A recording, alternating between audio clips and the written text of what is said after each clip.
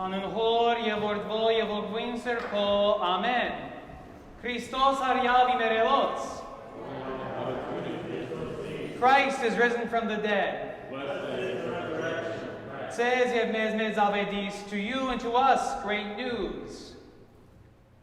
One of the most memorable non-religious lessons that I was taught during my time at seminary was actually during my first few days at the seminary. It was during our orientation that very first week. And we were taught by one of our professors about actually a very popular concept that's offered at leadership seminars.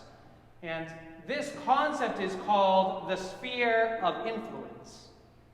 And so there are many different iterations of this idea. And actually, apparently, it was first made popular by the founding father, Alexander Hamilton. So it has quite a long history. But the iteration that we were presented with went something like this. So the professor drew 3 concentric circles, one inside the other. And then he labeled each one of these circles, starting with the inner one going to the outer one. The inner one he labeled the sphere of control.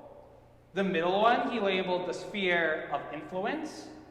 And the outer circle he labeled the sphere of concern.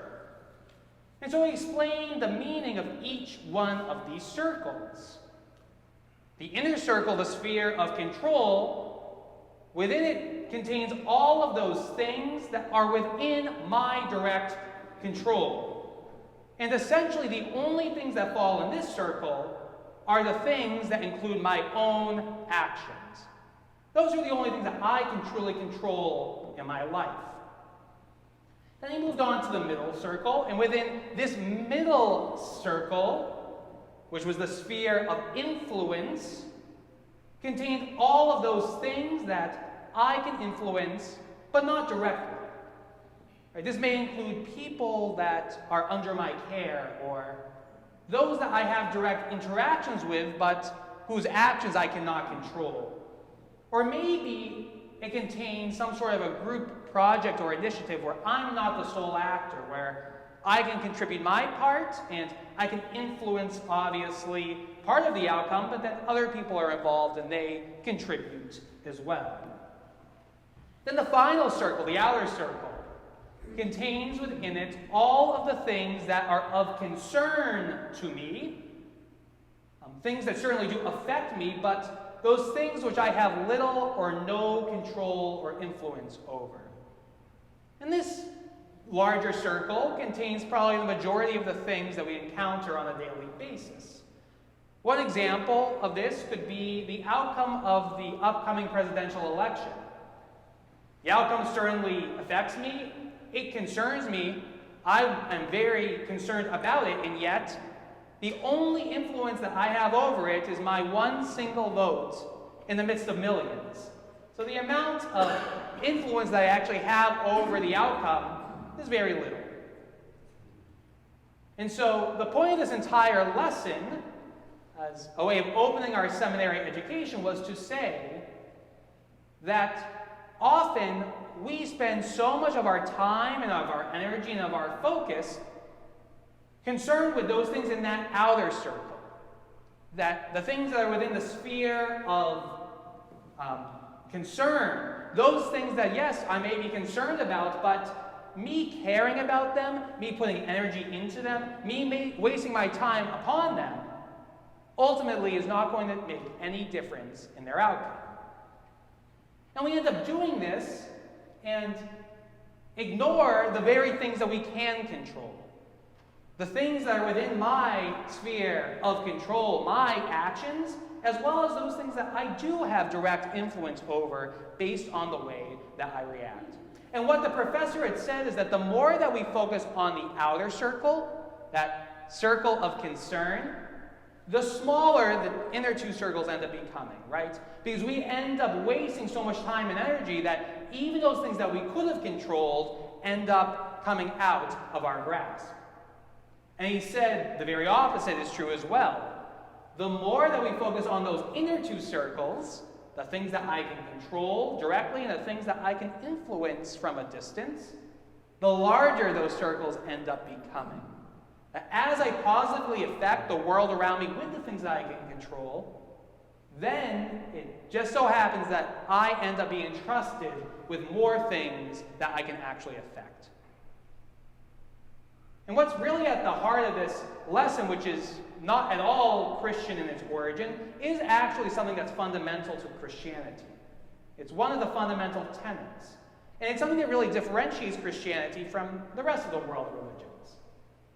Christ very specifically says, love your neighbor.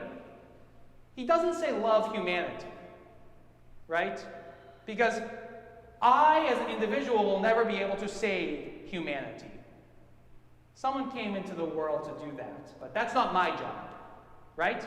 However, I can certainly change the life of my neighbor who I find right in front of me, if I focus my energy and my efforts on him as opposed to just humanity in general.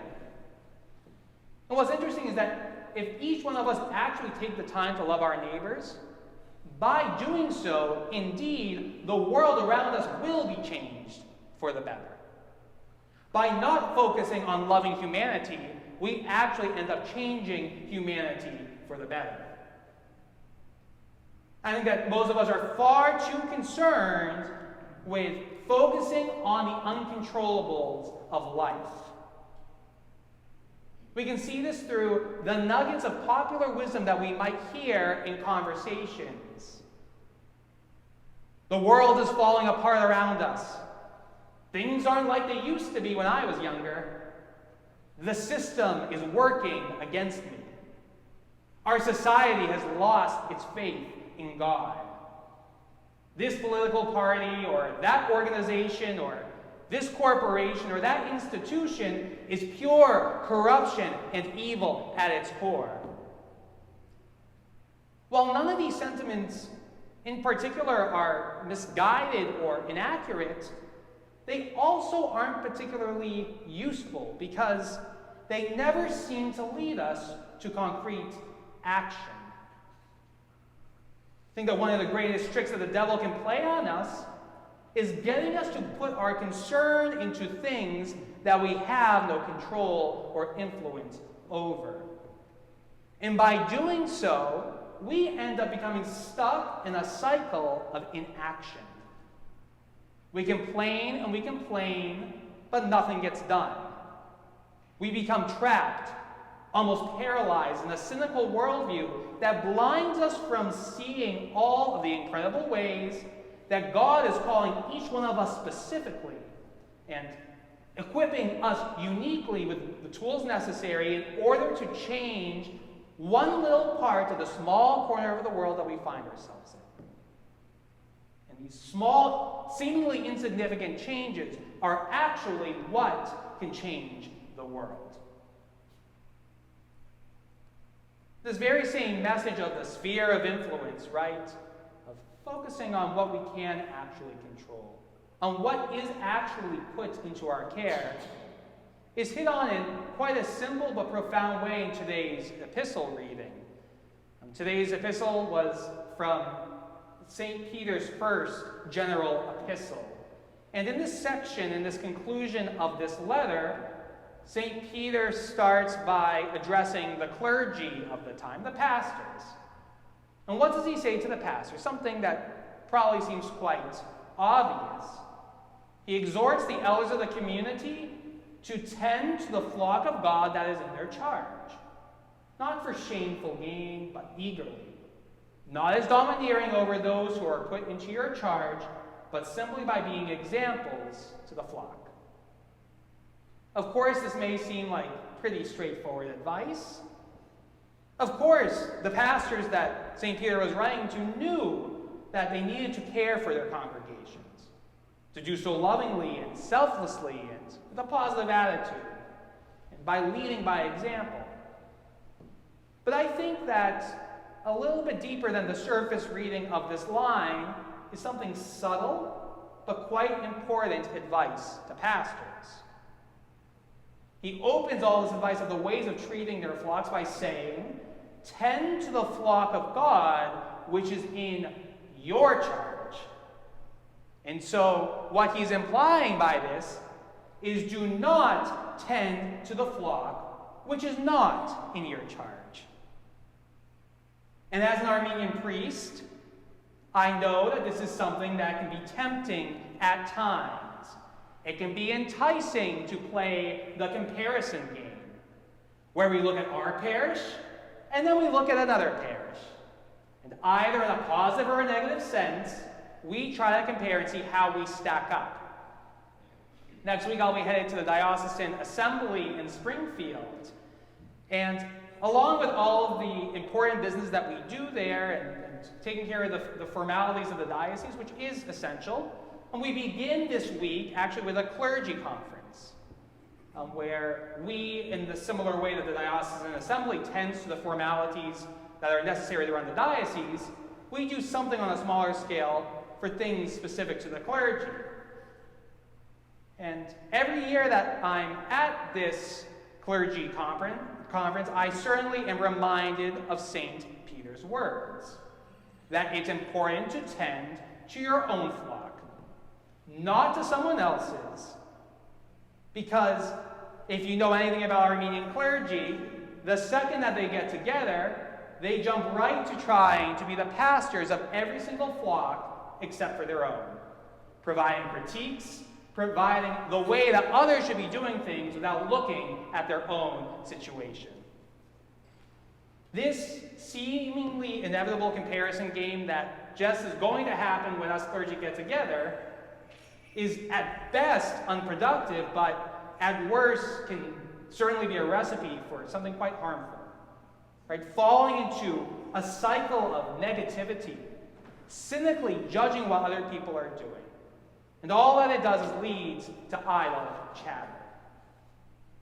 And so yes, quite good words for clergy, to focus on the things that are put in their care, to focus on the things that are in their control and that are under their influence. And yet, I don't think that these words from St. Peter are useful just for clergy. I think that his advice is quite prudent for each and every one of us. How often do we find ourselves trying to pastor other people's flocks? This, I think, is something that we encounter every day. They're little comments that either cross our minds or that come up in conversation. Can you believe how they're parenting their kids? Look at how irresponsible he is with his money. Nobody needs a car like that. He just doesn't know how to keep his mouth shut, does he? I can't believe that she'd leave the house dressed like that. He's never going to make it in this or that career field, or she's never going to make it married to this or that person. Why are they wasting their time doing such and such? How much mental bandwidth do we eat up each and every day, either directly telling or indirectly thinking other people what they should be doing with their lives? We seem to be experts on how others should live their lives. And we seem to be quite unconcerned with how we are living our own. Certainly up to a certain point, there's something productive about this, right? If you care about someone, if you love them, if they're open to receiving your feedback, it can be quite a positive thing to share your perspective on situations. And yet, I think that more often than not, if we're being honest with ourselves, what we end up doing is becoming consumed with micromanaging the affairs of others, while at the same time neglecting those people and responsibilities over which we do have direct control and which have been put under our direct care. The message of the sphere of influence and of St. Peter's advice to the pastors, I think in some sense is one and the same. The advice is simple, but difficult to enact. Care first for the items that are within your circle of control before worrying about the items in other people's circles. Care first for the flock that has been put under your care before worrying about the flocks that have been put into other people's. As Christ himself says, take the log out of your own eye before worrying about the speck in the eye of the other. By conforming ourselves to the Lord and his life and his goodness and his love, and by focusing all of our energy on this, we can indeed become capable of making concrete changes, even if it's just to the small circle of the world in which we find ourselves. But by doing this, we will indeed truly be able to impact the world around us in ways that we never expect. As St. Francis of Assisi once famously said, preach the gospel at all times, and when necessary, use words. Amen.